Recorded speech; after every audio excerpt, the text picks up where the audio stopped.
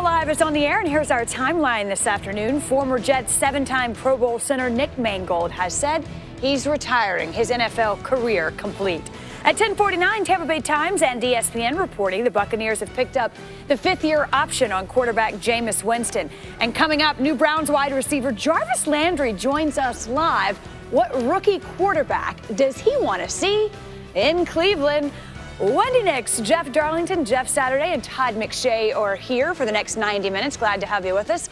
All 32 teams involved in some kind of workout today, but that doesn't mean every single player is present and accounted for. We'll go through some updates on some no-shows, and for the second year in a row, we'll start with Rams' Aaron Donald. That's right, and that's actually a very key point, that this is the second year in a row that Aaron Donald will be a holdout throughout much of the offseason, that the anticipation of both Donald and the Rams at this point. The good news here is that, as Sean McVay said, these guys are in a really good place in terms of the communication that they've had.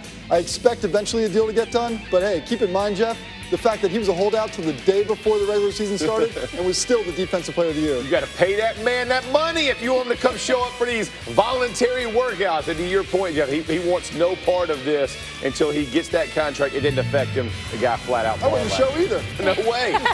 How about the Seahawks, Earl Thomas, Jeff? A little bit of a similar situation, except for the fact that we're talking about a guy who has seen a lot of other people both leave Seattle this offseason and a lot of people also get paid in recent years. He wants to get paid. He's scheduled to make $8.5 million this season. This is a deal that John Schneider will have to look at very closely. Watch for a possible trade here, but ultimately I think Thomas winds up still with the team. Yeah, I think Seattle offensive line remains a big need when you talk about that 18th overall pick. But big corners, it's what they like. If they go the cornerback route, I think Josh Jackson, the bigger corner from Iowa, would be a fit. And if it is safety, if they wind up in that situation, I look at Justin Reed from Stanford as a possibility. So they could go a few different directions with that 18th overall pick. A different era in Seattle for sure. Adam Schefter reporting last week Colin Kaepernick was engaged in talks with the Seahawks. Kaepernick was in New York City earlier today. The reason to attend Roger Goodell's deposition on his collusion case. Here's Kaepernick, courtesy of TMZ Sports. Do you expect to be on an NFL field this season, man? Are you guys at least here to meet Roger Goodell today? Colin, one last one, man. Message to your fans, supporters. People have been coming out in droves for you, man, for the past 2 years, man. Anything you want to say to them? I love y'all, and we're going to keep going. Thanks, man. All right, Jeff, what more can you tell us as they continue the fight? I have about as much to say as Colin does. Which wasn't a whole lot. Just from the standpoint that we are talking about a collusion case that is ongoing, a case that will continue to be ongoing. Roger Goodell, not the first to be deposed in this case. Colin Kaepernick currently accusing the NFL of keeping him out of the NFL because of his protests throughout the past several years. We're talking about something, though, that other executives in the NFL have already been deposed. Ownership across the NFL is expected to be deposed. This is obviously a very ongoing situation, one that I don't foresee any resolution anytime soon. That's exactly what I was going to say. It's a situation that, while no resolution, isn't going away either anytime soon. With the departure of Alex Smith, the Patrick Mahomes era officially began in Kansas City. And despite just one start last season, it's a small sample size, Mahomes has Chiefs fans excited about the possibilities. Here's Coach Andy Reid on the growth he saw in his young quarterback during his rookie season. But he handled himself the right way last year, which was important. He was wasn't a whole lot of nonsense. He just came out and worked, and he handled himself the way you're supposed to. Tried to get better every day. And when he had a chance at Denver, I mean, he stepped in and he led. And so it wasn't the scout team. It was getting out there and actually doing it in a game against good players and so on. He's very competitive. He goes out on the scout team. He wants to destroy the defense. I mean, every play. And so that's how he rolls. And then, you better run the right route. You better do that. He's going to let you know about it. I think we can be one of, if not the best offense in the NFL. I mean, we got a ton of talent everywhere, and we're deep at every position. And I think with the offensive line all coming back pretty much, and then having a good stable of running backs and having receivers and tight ends that can make plays, for me, it's all about just getting them the ball and letting them make the plays. Mahomes has a lot of weapons. In the backfield, he's got Kareem Hunt, who led the NFL in rushing last year as a rookie. I mean, how about this group? Pass catchers are stellar. Tyreek Hill, a walking 50-yard touchdown waiting to happen. Travis Kelce has 1,000 receiving yards each of the past 2 years. And the Chiefs also snagged Sammy Watkins in free agency as if they needed extra help. So I said this before, really it was a small sample size, Jeff. One start, nevertheless, so many people talking about what's possible. What'd you see? No, I think there's a ton of excitement in Kansas City, and for good reason. I mean, you heard what Andy Reid just said and how he handled himself last year and the thought process that he had. But watch what he did when he finally got a shot. First 3rd and 10 of his career. He's in. You got Von Miller on the edge. He's going to jump off sides. Most quarterbacks at that point panic a little bit, right? The clock in their head. But what's he do? Drops a dime right over coverage, over the linebacker, underneath the safety. Does a fantastic job. Again, 3rd and 14. So what are your expectations? He hadn't seen much. They're going to blitz him. He gets a free runner in. He's going to sidestep the rusher. Does a good job keeping his eyes downfield. And listen, most guys would either take a sack there, some would throw it away, but he does a good job of extending a play and getting a first down. Again, 3rd and 8. These are tough things to do. Look how long he stayed in the pocket. Over 3 seconds. He didn't get, even though he had the happy feet, he didn't just tuck it and run. He did a really nice job of staying calm. Now, you got 2 A-gap blitzers. You're not going to bring an edge presence. What's he do? Dumps it off to the fullback out of the backfield. He's going to go try to convert 3rd down. Now, you're right. The sample size is small, but what you see there is a ton of different looks and opportunities for him to make mistakes, and he didn't. He didn't try to force things. He didn't overthink the situation. He just played within the system as it was presented and did a good job. The problems I see for him, defense is going to be able to scout you. Nagy's gone now to Chicago, which hurts. But even with Reid being there, he'll have plenty of offensive assets he can pass the ball around to. It's going to take some time, but this kid, he's got a strong trajectory in the upward direction. Studying his tape in college, it was difficult. It took more time, I think, than most quarterbacks to figure out who this guy is. Is he the improv guy that runs around, throws off balance all the time, or can we get him to play within a system and throw the ball from a balanced position?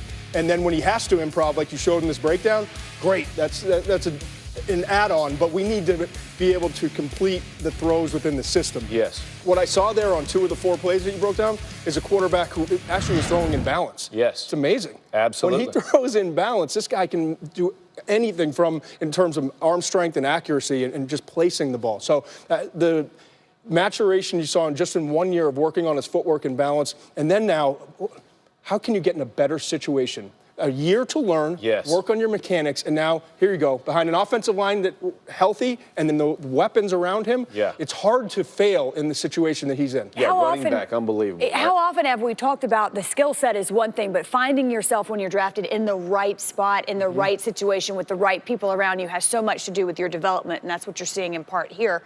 I do want to go back to a point. Matt Nagy gone now. He's the Bears head coach. How does that alter the play calling in Kansas City? Well, don't forget, Nagy had been giving play calling duties at the end of last year. And really, there were some questions about that play calling in the loss to the Titans in the playoffs, although you could argue execution was a bigger problem there.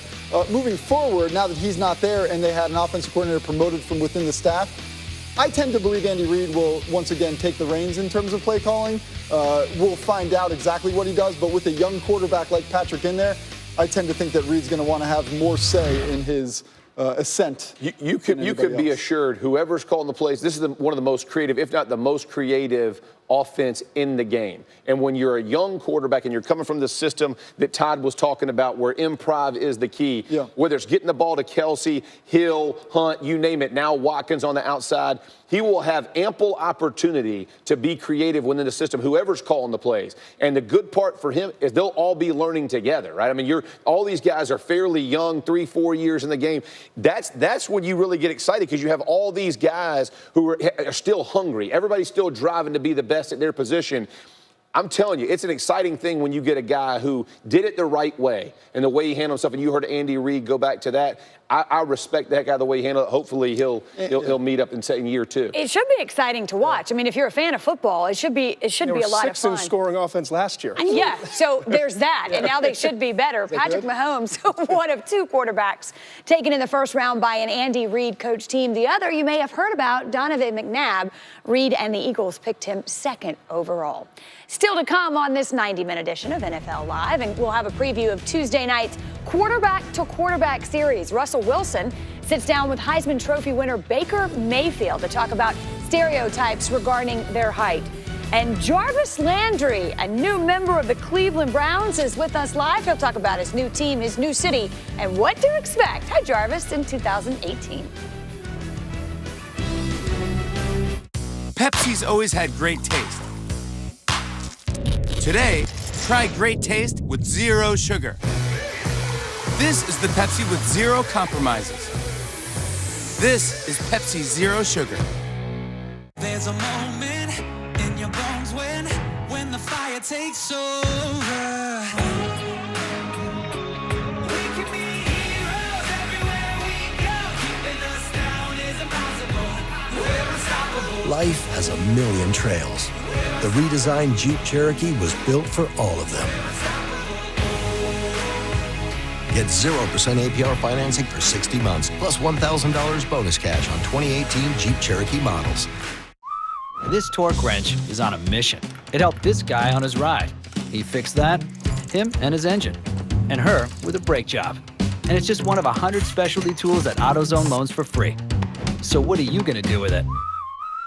Imagine getting immediate help with small jobs and chores around your home. Sound impossible? Not with the Tackle app.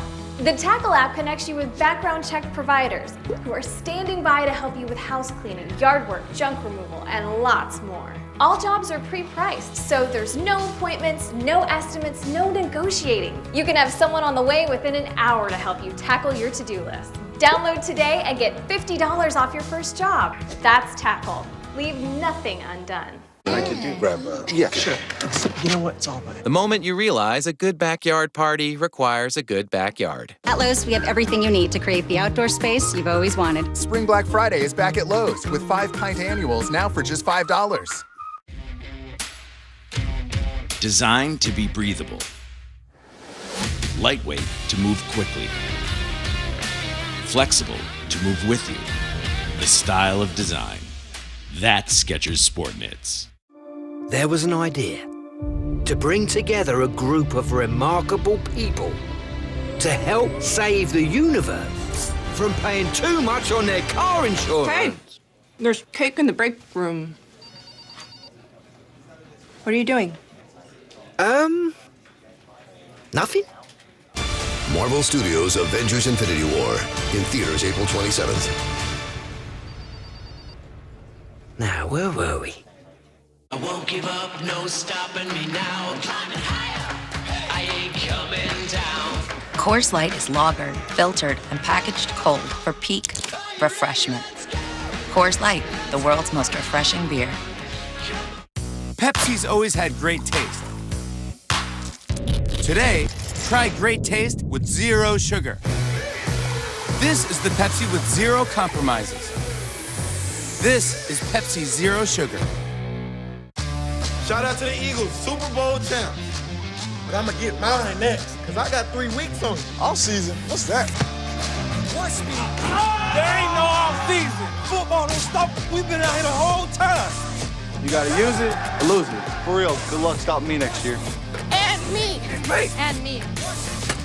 Thanks, I'll take that. That's no break. Y'all boys ready to play some football? If you want the rain, then we coming down. Watch me. NFL Live, brought to you by Marvel Studios' Avengers Infinity War. In theaters April 27. Rated PG-13. And Geico. 15 minutes could save you 15% or more on car insurance. When you take the field, you get in that warrior mindset, that bandana comes on, and great things happen. Once I played my 4 years, a lot of the things were out of my control. Whether a contract extension comes or not, I got to be ready. Landry lunging, touchdown Miami. The Cleveland Browns are a hotbed of activity right now. The general manager wants an alpha dog in the receivers room. Great move for the Cleveland Browns to get him. He can accelerate out of the catch and do some things with the ball in his hands that are special. This is a powerful wide receiver. I am very excited about the opportunity that's in front of us. What a dynamic playmaker Jarvis Landry has been. He's already breaking records just 4 years into his NFL career. He's logged a whopping 400 catches since his 2014 rookie campaign in Miami. That's the most by any player in his first 4 seasons in NFL history.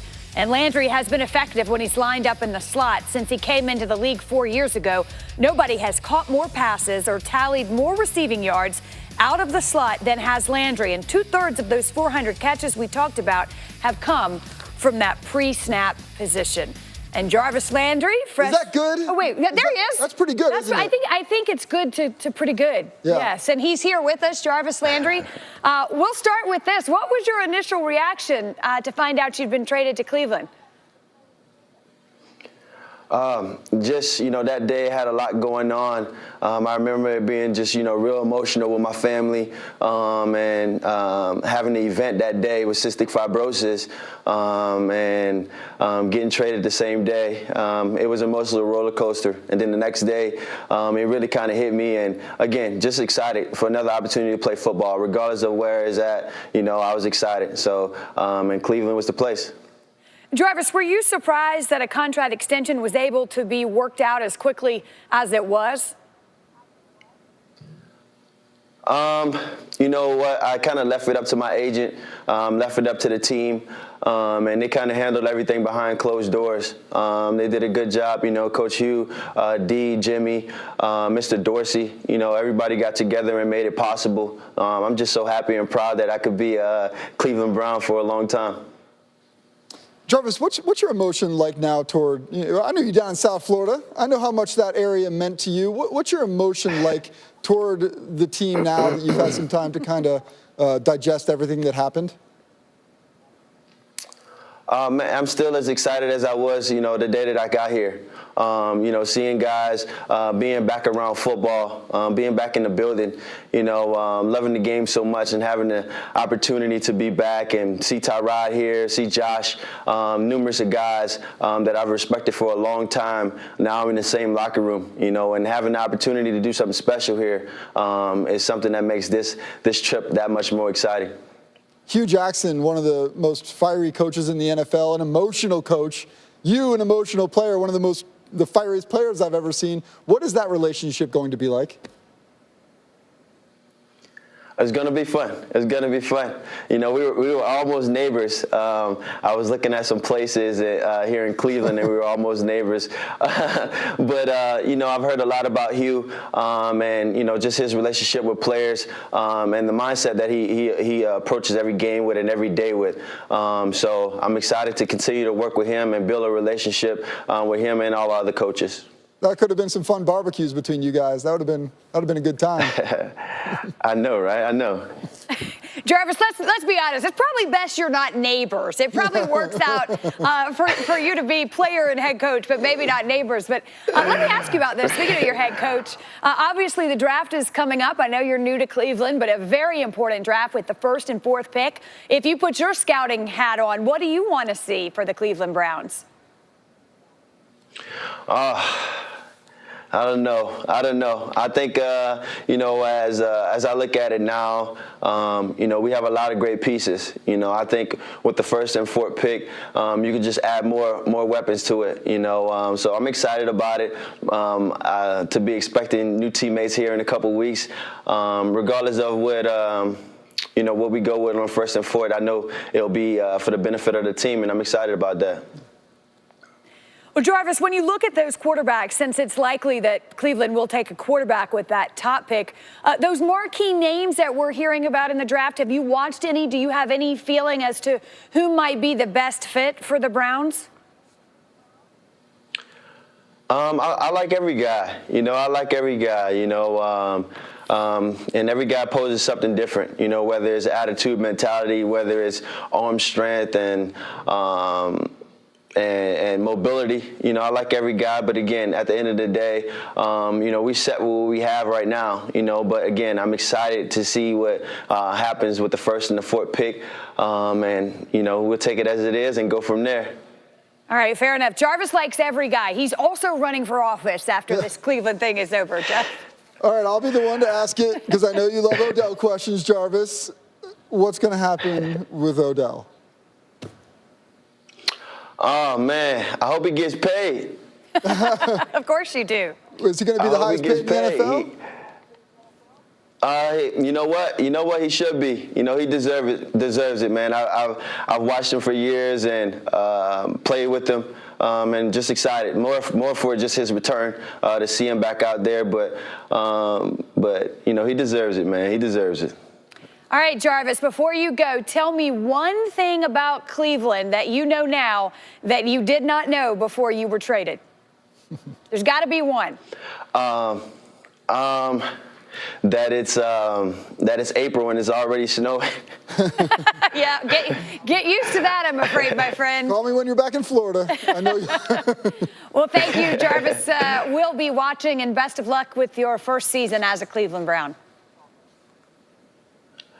Thank you guys so much. See you, Jarvis. Still. Real quick, let me see what you're talking about. I got my Converse on. You got your Converse on? I got my Maxes on, so I'm cool. Who's taller, y'all? No, Russ. Stand up on my tippy toes. Don't worry about it. Don't worry about it. Don't worry about it. So, obviously, I'm taller than you, first of all. But you know what's funny is throughout my whole time coming out, you know, my one knock really was that I wasn't tall enough. My height. Yeah. Right? And despite all the things you do, all the touchdowns, all the plays you make, people are gonna always try to knock that. And I think it's because of the stereotypical, like, okay, you gotta be this tall or whatever. For me, though, I see through lanes. You know, you anticipate, you know what you're thinking, you know. So what is it like for you? Like, you know, for young kids who want to be like Baker Mayfield, despite that I'm, you know, 5'10", 5'11", 6 foot, 6'1", you know, what does that mean for you? You know, how do you play? How do you make plays? It's exactly like that. You got to see lanes. You got to be able to move and create your own windows. And for me, same thing for you. Being able to change my arm angle, a lot from the baseball background helped me a lot. Just being able to throw, whether the window was over, I can see right here, but the throwing lane is right here. I got to throw the sidearm. It's just like you said, finding that throwing lane. I think also too, because Drew and I talk about this a lot. Drew Brees and I talk about the you guys awareness. are the gurus, yeah. It's the awareness. It's the innate thing that I mean. We've grown up this height. It's not like I'm all of a sudden, you know, went from 6'4" to 5'11" or whatever. You know, this is what I am. You know, and this is what I know. Here we go, the playoff semifinal, Rose Bowl number 104. Rose Bowl, I mean, obviously I'd love to have that game back and the outcome would be differently, but, you know, the game was unbelievable. I mean, we came out lights out. He'll throw late. Baker! It's a touchdown! Baker Mayfield caught it! Oh, mama! You know, had a little bit of a rocky third quarter, let them back in the game. Momentum has been wrestled away by the Dogs. I mean, it turned out to be, you know, just a thrilling finish. Throws end zone. Touchdown! It was a great game for people to watch. Obviously, I'd like to have it back, but one that I'll definitely never forget. Sonny Michel will send the Dogs home to the championship game. The heartache of defeat. You know, because as people like you and I, we're obsessed with winning. You know, and what it takes, and so, you know. What is it like for you? What is it like for you when you lose? I hate it. I hate losing. I think I hate losing more than I love winning. That's a good way to say it. Yeah. I don't know. But it's that for us, we were so close to that national title. And I said it at the beginning of the year, the reason I wanted to come back for my senior year, the reason I want to play at OU, I dreamed of winning a national title for them. And it being that close, it's like everything you worked for all those months leading up to that one day, and you're coming up that short, it's just, and you think about it, and that's what hurts the most. And you can look back on 3 to 4 plays, maybe, that you would love to take back and do over. I call those gap plays, game-altering plays. You know, there's always 3 to 4 plays that happen that either tilt the game one way or tilt it the other way. Oh, and I can visualize it right now. That always happens. You know, I think for me, even the heartache of obviously losing the Super Bowl and feeling what that feels like, you know, it is no worse feeling than getting that close. Lynch in the backfield. Russell throws inside. Oh my God, he's picked off at the goal line. Like somebody just stabbed you in the heart, you know. But that's the part of the journey. Yeah. You know, I think that's the part of the journey that as competitors we have to embrace. You know, every great player has lost. Every great player has faced difficult time. I think that's what drives me every day, is I don't want to ever have that feeling again. Like we talked about, it's one play at a time, it's one moment at a time. Especially playing quarterback, you gotta have amnesia, you gotta let it go. you know, and let the moments go. Whether they're good, bad, indifferent, you have to be able to say, okay, I'm moving forward. I'm never going to let one play define my career, you know, good or bad, you know. Really interesting conversation between those two for obvious reasons. And I think an interesting potential draftee. I say that about all of them, but it'll be interesting to see where he lands, Todd. And after he transferred to Oklahoma, known as much for some of those crazy plays as some of the crazy antics. But you watched him so much on film. What'd you see? Well, first of all, people in the league, when you talk to them, as you well know, you're either all in on him or you just think he's not going to get it done at the next level. There's not a lot of in between with Baker Mayfield. Yes, we know about the antics, we know about the height, but what I love is he has the best resume of any of these quarterbacks at 41-6. And when you look at him, he has great traits too. Instincts inside the pocket. He feels pressure. He's not the greatest athlete. He's not the fastest runner at the quarterback position, but he extends so many plays because he feels pressure and he knows where to move within the pocket. He got better at staying patient in the pocket, specifically after the Iowa State loss this year. You watch his tape beyond that point, it was a clear point of emphasis of becoming more patient, allowing the play to develop, and that's what Russell Wilson is. It's not Johnny Manziel, it's more Russell Wilson. And then this is kind of the stuff he brings, the energy and the competitiveness. Look at this dude. Yeah. I mean, I'm not condoning blocking a lot in the NFL for an undersized quarterback or any quarterback, but we'll get that lesson now. You see what he brings in terms First time he gets hit, he'll learn.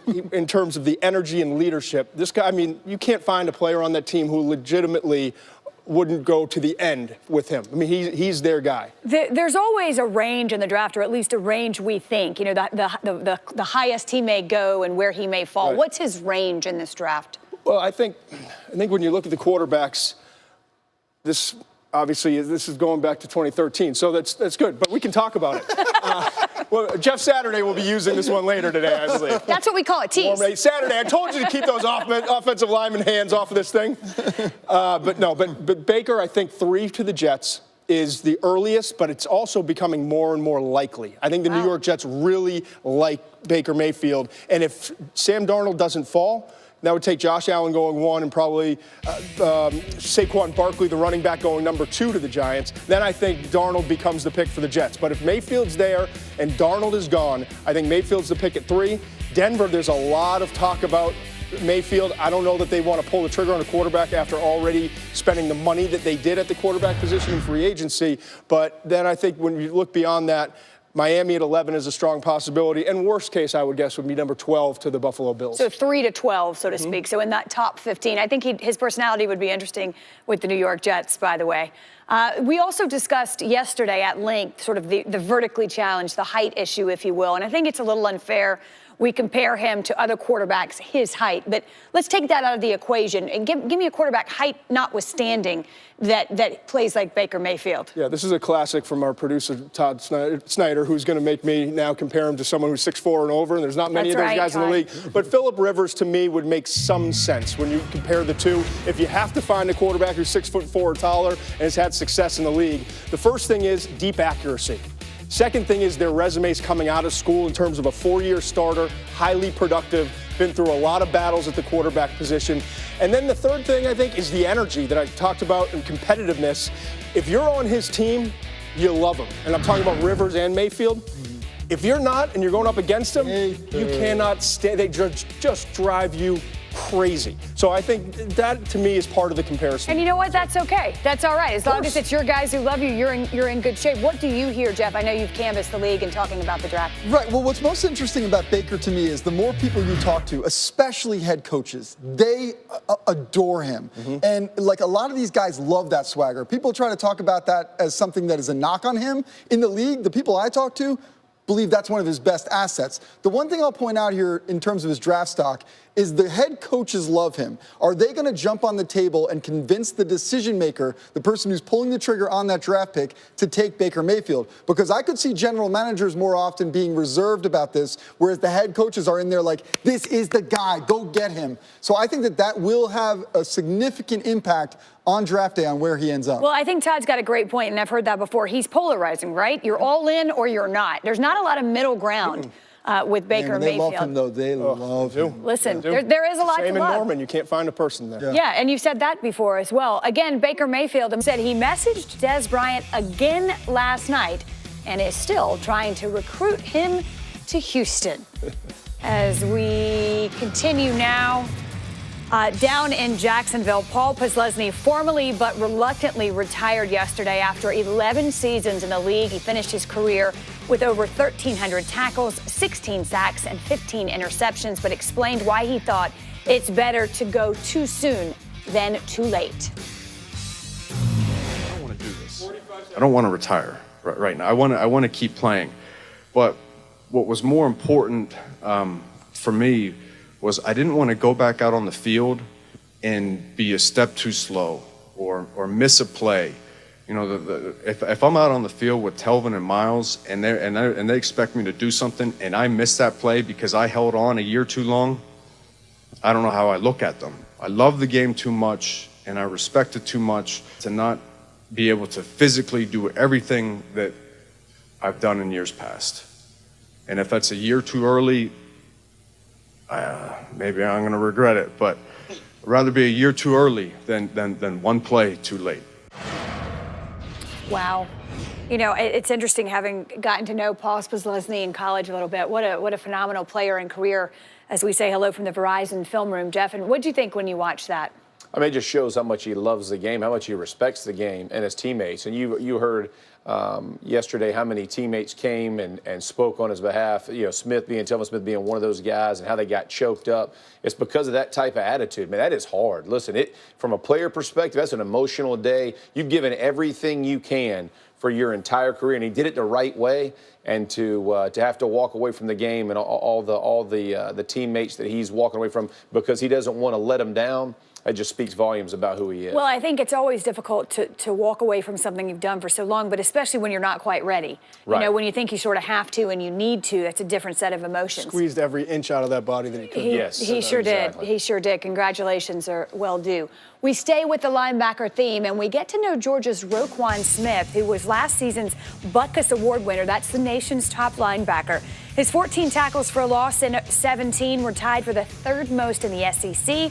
And Smith showed off his burst at the combine, a 4.5 140 time, which was the second fastest among linebackers. Todd has the Georgia prospect headed 8th overall to Chicago in his grade A mock draft. And Todd, I'll just ask you simply, what's he bringing with him to the next level? 8 might be too low. I mean, this guy's special. I think, and I watch him, I think he's your classic will linebacker, weak side linebacker in a 4-3 defensive scheme. And by that, undersized, has to run around blocks a little bit, but he has great instincts and range, sideline to sideline. And what I like about him, too, is watch him shoot his hips and the face-up tackling that you're going to get out of him. In the open field, he plays a lot bigger at the point of contact than that 228-pound frame that he brings. And then finally, look at this cover skill. I mean, you're talking about a safety here. That's a wide receiver he's covering, goes and makes the pass breakup, in addition to the fact that he had 20 quarterback hurries and 6.5 sacks this past year. So he can cover, he can rush, and he has great range versus the run. In the right system, I think this guy's going to be an absolute star. All right, let's talk about that. Who will be in play? Where's the right system? More importantly, who will be in play for Roquan Smith? I think Indianapolis is a possibility, sitting at 6 if they don't move out.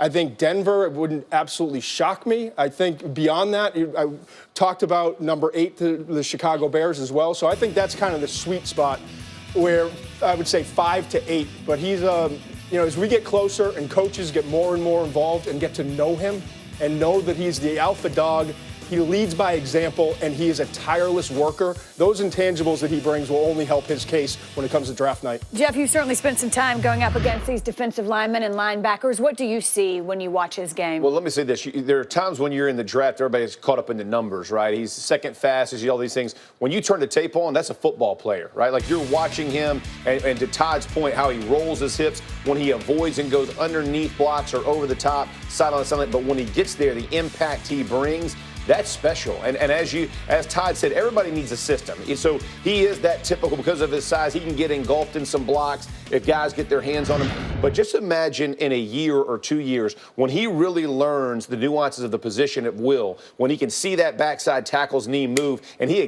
can diagnose that play and get home, that's where guys, their game elevates. You know, when you talk about the best of the best at that position, the Derek Brooks of the world who's a Hall of Famer, that's what he did. It never mattered how big he was. It was that he diagnosed plays before they happened. He understood. That's what Smith will have to work on once he gets to the next level. But, man, you look at the talent that he's bringing and the excitement. When guys love the game, it shows on film, and you can see he loves the game and wants to play. To Todd's point, he's definitely one of those guys who jumps off on tape.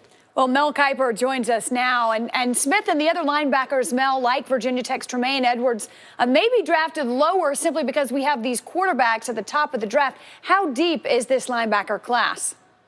Not great, Wendy. I think you look at the linebacker position overall, inside and outside. Traquan, you think about a guy like Roquan Smith and Tremaine Edmonds and Leighton Vander Esch at Boise State, Rashaan Evans, Alabama. And after that group, then you're getting Oren Burks at Vanderbilt as a possibility in that third round. Nick Chenard, Avery Memphis is a fourth, fifth rounder. On the outside, Uchenna Nwosu could be more productive than Lorenzo Carter from Georgia, and say even a guy that could even go in the first round in Harold Landry, Boston College, and Nwosu out of USC. So it's not really a good linebacker position when you talk inside or outside in this draft. And Roquan Smith, the team's going to be the beneficiary of the quarterbacks getting pushed up if he gets down to that 8 spot for the Bears, who have had Dick Butkus and Mike Singletary and Wilbur Marshall and Ron Rivera and Brian Urlacher and the rest. I think that would be a great spot, as Todd and Jeff were talking about, with the Chicago Bears. And I look at it and I agree with Mel. I think what's going to happen is not just with Roquan, but I think with Tremaine Edmonds, he's going to wind up getting pushed up a little bit, maybe into the top 10. You look at the Oakland Raiders at number 10. I think Vander Esch, who I'm not quite as high on as some other people, but you can't deny his size and his measurables and his speed, and I think that will help him somewhere in the first round as well. So I could see some of these linebackers, because there's such a steep drop-off in talent, wind up getting pushed up just a little bit. All right, Mel and Todd, we're here tonight, right? Little special. You've got Todd and Mel coming up. That's our special. Kiper from the compound. Like that. You see how I switched it up? It's really you've got Todd. You've got Mel. You've got Mel and Todd. Still to come, it's tax deadline. All 32 teams on the field today for some sort of offseason workout or another. Among them, the Houston Texans and J.J. Watt, who continues to make his way back from injury. Here's Watt a short time ago. The biggest thing I learned was it's one step at a time. It's one day at a time. And every little step that I can take forward and in the right direction and minimize the steps backwards, the better off I'm going to be. And not getting so frustrated that it's not going faster or I can't do what I want to do yet. You know, that's what I learned from the first injury, is that just take it one day at a time. I need to be ready for the first game. I don't need to be pissed off that today I may not be able to do what I'm going to be able to do in September. I love it, and whenever the passion goes away and whenever the love goes away, then it'll be done. But I mean, I broke my back, I broke my leg, and I still got the passion, so I don't know if it's going to go away anytime soon. And I got a whole lot of it, and I'm really, really excited about just working and having fun and getting back out on the field. Also on the field today, the defending Super Bowl champions, the Philadelphia Eagles, began their offseason workout program this week as well. Carson Wentz, of course, tore his ACL week 14. Here's Wentz on his recovery. I'm feeling good. I'm feeling good with where I'm at and just trying to stay the course. But like I said in the early or late last season, I mean, it's such a fluid process. It's so hard to put a time frame and a timetable on these things. I wish I knew as well. But things are going well, and I'm happy with where I'm at. And, I've seen you've seen the horror stories of people coming back too soon and those things. So I can assure you that I'll be smart about it. It's so interesting because we heard from Andrew Luck last week, then you heard J.J. Watt, and now Carson Wentz, all referencing the same thing, and that's pushing too hard, coming back too soon. Some of those guys, Andrew Luck specifically, learning that the hard way. How wise is Carson Wentz to take his time? Oh, it's a must. I mean, the last thing you want to do is get yourself in a situation where you're going to miss more time. It's devastating when you lose your quarterback in a game action, but if he set himself back by the way that he's pushing for recovery and doing all those things, and the reality is we're a long way from games being played, and a really long way from where they really matter. So as you're looking at this whole thing, you're not gaining anything to try to push your knee or push something that could set you back right now at this time of year. It does not benefit the team. Just doesn't make any sense. You know how they say Super Bowl is a national holiday. Like, yay. So I feel like today is the opposite. What's it like? Yay. I feel like today is the opposite of that. Today is tax deadline day. No one's like, yay, taxes. It is. We start at 1:30. I filed mine at 1:25. You know, that sounds about right? No, what sounds right is tomorrow, but I actually. How much time do we have? What is the deadline? Okay, today, I don't know, midnight? You're asking, it's too late. Yeah, it's too late. It's gone. So here's a little tax-themed segment, if you will. Yay, taxes. All right, so we'll start with this. Which player owes his team a refund for the 2017 season? We'll give this one to you. How about the wide receivers, the first-round wide receivers? We had 3 of them drafted in the top 9 last year, including John Ross, who we didn't expect to go that early, and he winds up going number 9 overall. And you look at the number of catches, I think it was 46 catches between all of them. And no, Corey Davis, we should say, he came on strong late and had the most catches of all of them. I believe it was 34, somewhere in that range. Mike Williams struggled with injury. John Ross struggled with injury. So especially Williams and Ross would want your money back for that rookie year. Write him a check. All right. Give it back. Give it back. Stay with me here, okay? The most taxing situation in the NFL right now, Jeff Darlington. Well, Wendy, let's keep with the corny puns and say that good thing you can get an extension if you need to file your taxes, because the Patriots could use one right now in terms of getting some peace within their building. There are some issues that are a reality right now, and that's something that maybe a lot of people don't want to digest because the precedent in New England is such that there hasn't been so much drama. But this is a team that needs to get their stars together, needs to get Tom Brady and Bill Belichick back on the same page, and maybe even Robert Kraft in that regard, and get this thing back on track, because as we all know, these guys are really good when they put their minds together. They've had such tremendous success together. Mel Kiper back with us. Mel, which offseason acquisition will provide the most gains this season? Well, I think Todd touched on the rookies and how they struggle at wide receiver, Wendy, in NFL, and that goes back a long, long way. And I think with the Cleveland Browns and John Dorsey, that identify a guy who's a proven entity, and that would be Jarvis Landry coming in, 400 career receptions. You go back to 2012, 2013, even at LSU, when he was working opposite Odell Beckham, he outproduced Beckham in terms of receptions and touchdowns. He will catch the ball, Wendy, something that David Njoku, the tight end, Corey Coleman, and some of the other receivers didn't do with the Cleveland Browns, with Tyrod Taylor coming over and the rookie quarterback coming in via the first pick overall. I think Jarvis Landry is going to teach those guys what it is to be professional, catch the ball, and be consistent week in and week out. Jarvis Landry was here earlier with us. He did not disagree, I must say. And Jeff Saturday gets to play the glass half full, okay? Which player most deserving of a record-setting extension? This is a big question. I was leaning heavily towards Aaron Donald, but I'm going to go. I'm going to go Le'Veon Bell here. And listen, if you look at Le'Veon Bell, the guy has produced 129 yards per game. Yeah, he said that's 5, the most in NFL history. He is absolutely bald. The problem is he's aging out, and the team knows it. So as he's looking at it, he's deserved it. He earns it. He will continue to earn it. You think about how much use he gets, the workload he gets. This guy has kept the Steelers in a ton of games and will continue to do so. But he deserves that extension. All right, nicely done. I think it's midnight Eastern. If anyone's right, Bellata. I think it has to be smart by midnight Eastern to keep yourself out of trouble. Best of luck to you all.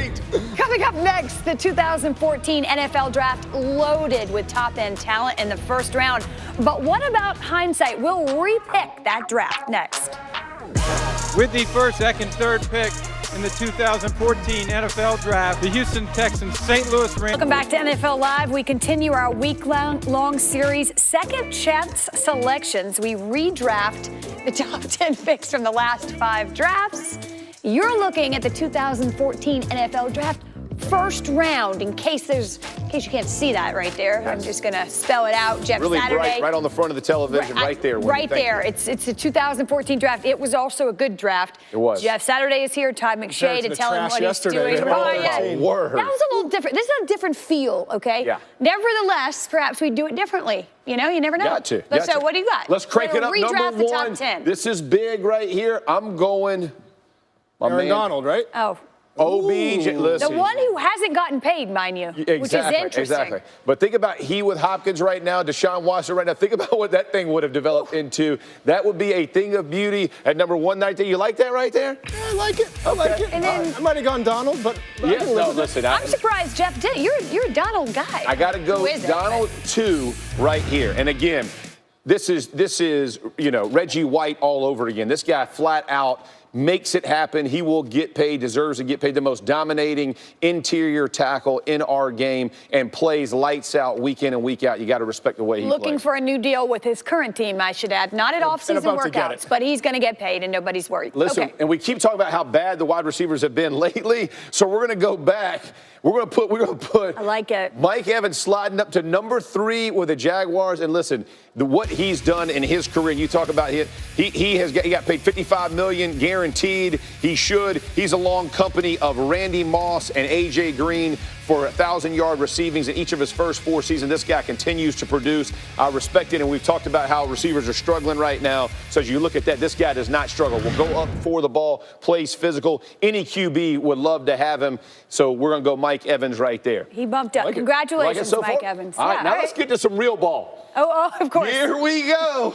Offensive line. Got to go. Buffalo. How about Zach Fourth Martin? overall, huh? 4th overall. All right. As a guard. At least he wasn't 1. I thought we would. He did that yesterday. You know in my heart he should have been. I can't do it today, but I love the way he played going in Buffalo, what he's done in Dallas. I think he had 26 touchdowns going over the right side since he's been there. This guy flat out gets it done, does a good job run game, pass game. He is the best guard in our game right now. You got to love the way he played. So I would take him at number 4. Now we're going to rounding out the top 5. We're going 5. Well, wait a minute. We go D end here. Let's go D end. Clowney still on the board. I'm going. Here we go. I was looking for him. Listen, first player to be first team All-Pro at 2 different positions. That's why you can't find him on the board. Who is he? Where is he? Ends up in the same place at 5. But just with the career that he's had. Listen, in 2015, you saw what he just did being first team All-Pro. He absolutely gets after it. I love his passion, the way he plays. Came out of a small school.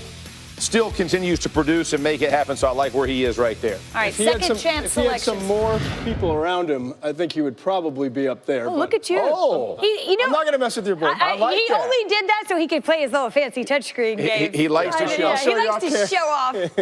All right. I'll let you have this one, Wendy. Now, here's where I'm going to go with the Falcons. Noted. Falcons got, obviously, we got Jake Matthews, but I'm going Taylor Lewan right here. Not Greg Robinson. Going up there. Yeah, you remember the next Larry Allen y'all kept telling me about? I said, get those words out of your mouth. But think about the tenacity Taylor Lewan plays with. This guy gets after it. He is a hustler. He's a finisher. He brings the attitude to that offensive line with the Tennessee Titans. But he would have been a great addition for the Atlanta Falcons just with the actual the style that he plays with, being on the edge. I think Matthews has done a good job, but I think Lewan would set himself apart right there. How about the talent still on the board? This was a good draft. It's a really good draft. This was a really good draft. Now I got to do it. Everybody, we're blah, blah, we're quarterbacks, all this. We're finally going to get to a quarterback now. We're going to get down where we at. Let's get Derek Carr in there. Are you so excited we got a quarterback on the board? No, wait, you tempted to not put Derek Carr in the top 10. I know you did. Absolutely, I did. think that's wrong. I'm glad to see him here at number 7. I only have one sentence in there. He's 13 game-winning drives in the fourth quarter. That's something that says second most in the NFL. That's where I'm going to go. I stood in protest if Derek Carr was not in the top 10. He made it in there. Yeah, he made it in there. All right. So Cleveland. Now let's slide to my man Clowney. Number 1 is dropping down, but think about with the Browns. I mean, just when you're talking about the Browns and where they've continued to mess up, obviously they would probably have traded up to go get Derek Carr, get something like that. But when you talk about Clowney and how he's come on, every year he's increasing his sack total. Take his rookie year away, he's probably higher on this list. Absolutely. That was my question. You're 100% right. How much did that rookie year affect It hurt him. It hurt him. It definitely hurt him. It did. It changed But when you talk about his productivity and what he's done, and everybody in the league is looking for that edge presence, he would have brought that to Cleveland and done a really good job. Does his game continue to ascend? I think he will. I think he will. I think that first year was basically he hadn't figured out what the foot injury was and just wasn't right. He hadn't been right for about a year and a half. And so when he finally got right, we saw he's been dominant at times. No, absolutely. And genetically, this guy is, I mean, he is a monster and will continue to play that. He plays, he's learned how to play long in the league. You know, be able to use his length to extend plays, get out, not let guys get to his legs, which happened to him early, and probably part of the reason why he struggled a little bit early. Now we're going to get into the Minnesota Vikings. Look who we have right here. Popping up again. Anthony Barr going right there, 3-time Pro Bowler. Minnesota had the 4th most efficient defense since Barr entered the league. Before he entered, they were 28th in defensive efficiency. So this guy has contributed in huge ways to the Minnesota Vikings and will continue to do so, but I would have him at 9. It's a really good example of having a plan for a player when you draft him. He was an edge player in college. I didn't think he was very good in that role. Okay. They had a plan for him. They moved him back off the ball and moved him around and did different things, and he's been an absolute star. So Minnesota gets a lot of credit, their coaching staff, I think, for having a plan and some foresight with that pick. And I think that goes underestimated for all players. Finding the right system for guys to get in and be productive, and like you said, having a vision for where this guy is going to play and be. Well, we go back to that first conversation we had about Patrick Mahomes. Great quarterback, even better situation. Sit for a year, then you've got Andy Reid, then you've got that offense. It makes a huge difference. 10th Number pick. 10. Listen, the tackling monster. I mean, this guy flat out gets it done. Week in, week out. He's 3-time Pro Bowler, but 469 tackles. 5th most in the NFL in that time. 2nd most defensive snaps since he entered the game. I mean, you want to talk about a guy who you just plug and play. He has stepped up and made play after play, and I love it. Listen, he's undervalued in his pressure. When he blitzes up the middle, what he can do, he makes a lot of plays. Really excited about what he's done in his career, but that's who I would have at number 10. Like it.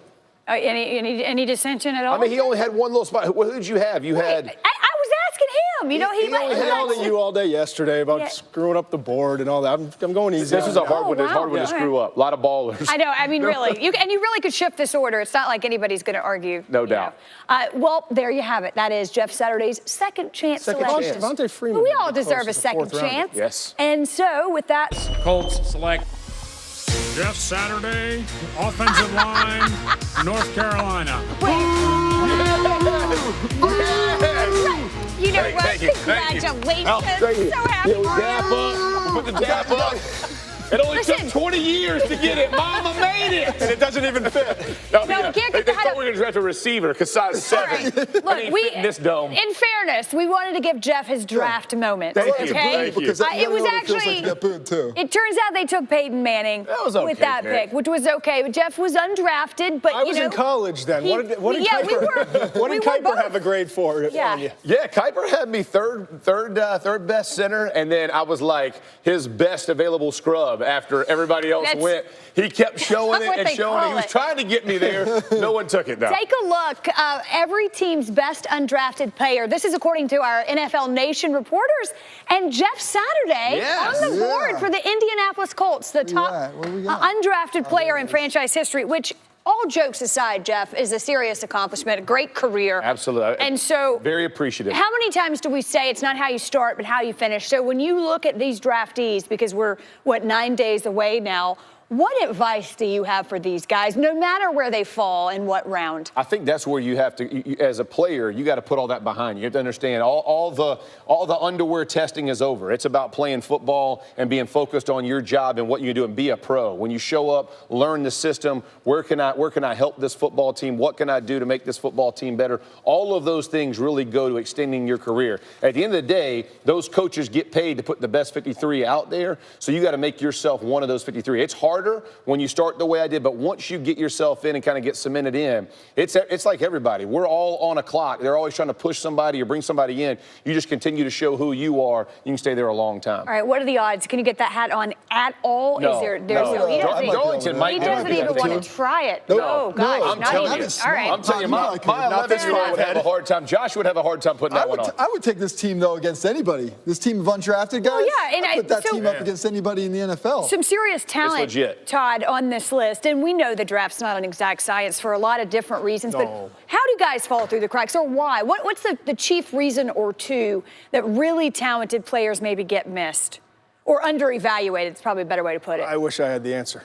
Yeah. I really do. But you look at each of these guys, I mean, some of them it was durability, some of them late bloomers, some of them, Kurt Warner kind of wasn't the guy that he turned out to be. He winds up in a perfect system, and he's more mature, and he kind of lost the game for a little bit and is playing over in Europe and all those different things. And so when he gets his chance, he's ready in a system that fits perfectly for him. So with all of these guys, there seems to be different reasons. I don't even want to say we get caught up in the measurables because it's not even about that. Because Arian Foster met the measurables. Had all the measurables, played a big-time school, but was injured, and people were worried about his durability. He gets to the league, he stays healthier longer than projected, and has a heck of a career for the Texans.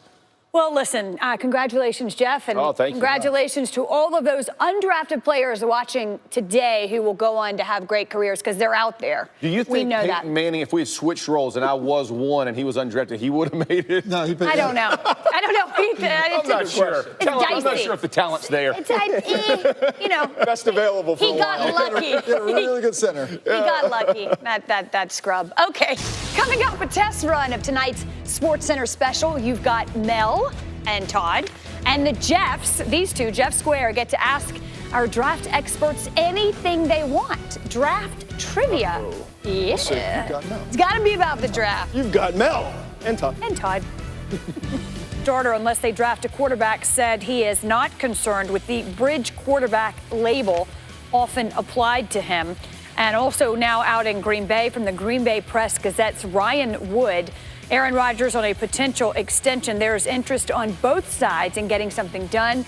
They've obviously made a number of statements over the offseason, but my focus is here. The expectation, of course, is that the Packers and Aaron Rodgers will get an extension worked out. It is interesting, though, there were some rumblings that he wasn't thrilled with the departure of Jordy Nelson, that he wasn't consulted, and also with the Packers quarterbacks coach, that both of those moves happened without his input. However, I just don't see a way this doesn't get done, Jeff. I mean, there's always a way, but... Nor do I, but I would be very interested to see if this recent trend set really by Tom Brady of taking less money so that the team can put together more players starts to diminish a little bit, where quarterbacks start to say, if I'm not going to have input on the guys that come in here, right, I'm not going to be giving up the money that I could have in my pocket, especially in an era when you can figure it out with cash over cap. So we'll see what he does. Does he give the Packers a discount, or does he go after the money when he sees guys like Jimmy Garoppolo and Kirk Cousins getting paid despite not doing nearly what he has done? Guaranteed. Well, yeah, I mean, and that changed the landscape when that contract was fully guaranteed. And I mean, if he does go after the money, he will set the market. There's simply no arguing that. I mean, that's the way it works. Good question. Yeah. What do you see, or how do you see, Jeff, this playing out?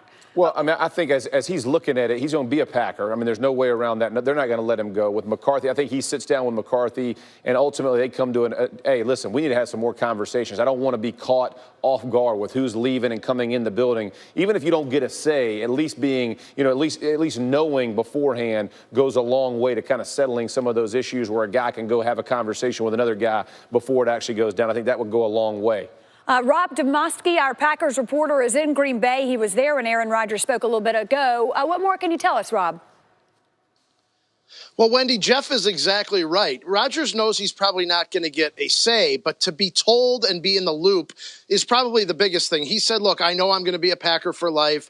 There's mutual interest on both sides to get this contract done. He never used the words frustration or upset about things that have gone on. But if you think about all the changes, Wendy, that have gone on in the organization since the end of the season, a new general manager, a new defensive coordinator, Mike McCarthy, the coach, now reporting to team president Mark Murphy, who said he wanted to improve the lines of communications, that there were silos. That was the word that Murphy used, silos in the organization, in the building, to where there wasn't a great communication. I think that's what this all comes down to.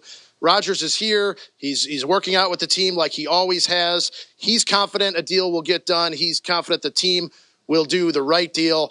So while there may be frustration, with how things have gone down, I think Jeff Saturday put it just beautifully here on the show that just keeping him in the loop is probably the way to go. Rob, thank you. Makes a lot of sense. It never hurts to err on over-communication. I was hoping he meant me, by the way, when he said Jeff is right. Listen, maybe, but 50-50 shot. There you go. I think it was the other one. Listen, we've got a special tonight as we get ready for the NFL draft. You've got Mel and Todd. Very It's a special. SportsCenter special where we will take questions regarding to next week's NFL draft, but we're going to give you two a chance to ask Todd. Since you're here now, and maybe you didn't send us your question, so you can just I'm going to ask this. With Roethlisberger and all the conversation about him retiring, how soon do the Steelers address their quarterback? Good question. It could be in the first round, but if you look where they're picking, though, it's at 28 overall, I believe. The only quarterback who has a chance of being available at that point would be Lamar Jackson in the first round, unless they were going for a Mason Rudolph, let's say, coming out of Oklahoma State. So I think probably more likely in the second, third round than the first, because they still have needs at a lot of other places, including now inside linebacker. I'm going to go with Mel. I'd like to ask Mel a question with all due respect, Todd. Okay, by all means. I think Mel would be able to tell me which player near the top of the draft, Mel, do you think could suffer a draft day slide? Jeff, if you look at the quarterbacks, let's go to them. Because of them, some players are going to slide. But Baker Mayfield, he was viewed as number one overall. Some people say if they were picking number one, they would take Baker Mayfield. You guys were talking about where Baker Mayfield could go. His coaches want him. Where do his teams actually write that name on that card? And where does he go? Does he get to Miami at 11 without them having to deal up? Does he go somewhere in that 5 to 6 range? I think he's going to be the wild card. I think because of the quarterback, I think Connor Williams, the offensive tackle from Texas, not in the top 10 to 15, but somewhere late one, early mid. We got it. See you at 10 tonight. Bye, everybody.